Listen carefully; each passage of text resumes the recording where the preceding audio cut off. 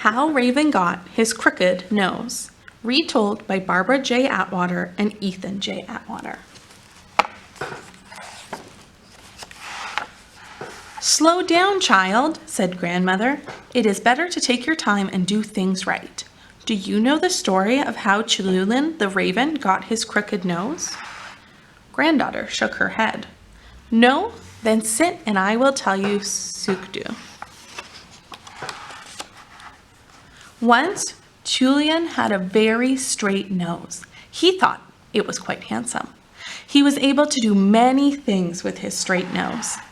But Chulin was a trickster, and sometimes he did things that were not wise. Sometimes they got him in trouble. One day, Chulin sat above a little creek. Things had not gone as planned. Now he was suffering from a bad injury. "How long have I been sitting here?" Chulin ruffled his feathers. He was beginning to feel better. Then Chulin remembered. "My nose, my poor nose. What am I to do?" "But how did Chulin lose his nose?" asked Grandmother. "He would never say, my dear. Maybe he was too embarrassed," said Grandmother. Chulin noticed that the birch tree he sat in. He peeled off a curly piece of bark and placed it where his nose had been. When he really thought about it, Chulin did know where his nose was. Even though he often acted silly, Chulin had a way of knowing things. He had special powers.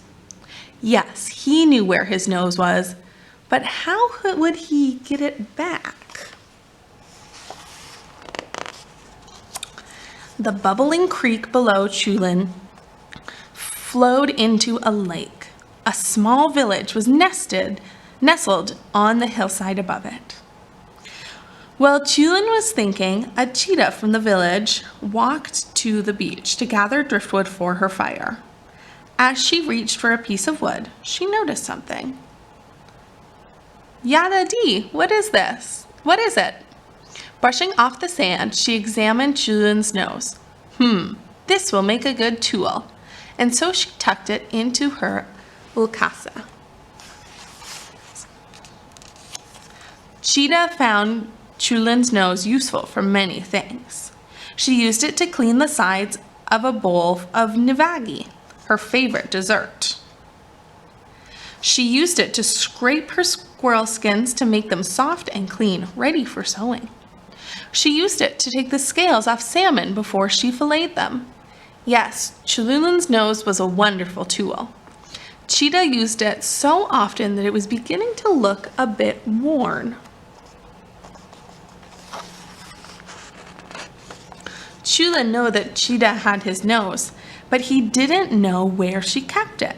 He had to find a way to get inside Cheetah's home to get his nose back. "Quirk, quirk, how will I do that?" Chulin ruffled his feathers and made a decision. He needed to be in human form. With his special powers, he did just that. "What else can Chulin do?" asked Granddaughter. "You will see," said Grandmother. Next, Chulin found a beach near the village. He drew pictures in the sand, one, then another, and another, and another. Using his powers, Chulin spoke to his drawings.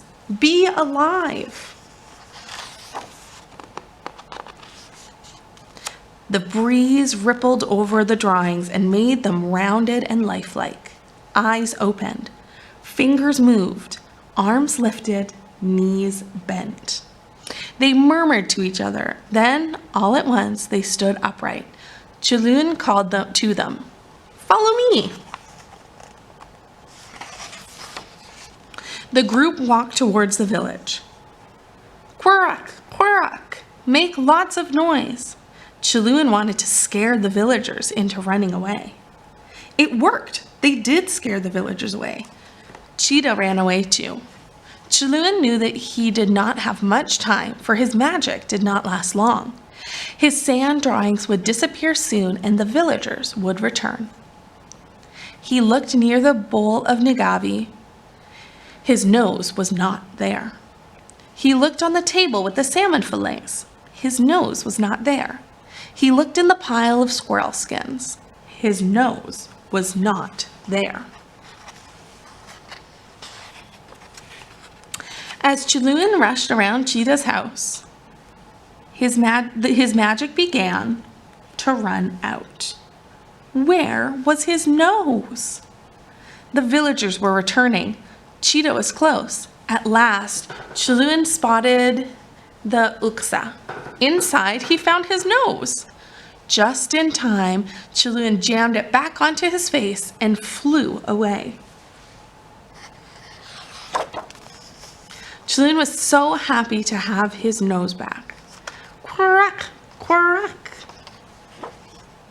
Well, Chenoa got his nose back, but if you look carefully, you will notice something a little different. It had become soft and worn from Cheetah's use. Because he was hurrying, Chenoa didn't notice, and because of his rush, he jammed it back on without care. This is why Chenoa has a crooked nose.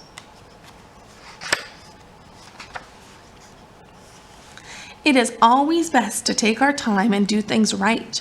We may not get a chance to fix our mistakes, said Grandmother. Just look at Chenoa. He still lives with a crooked nose. That is what happened.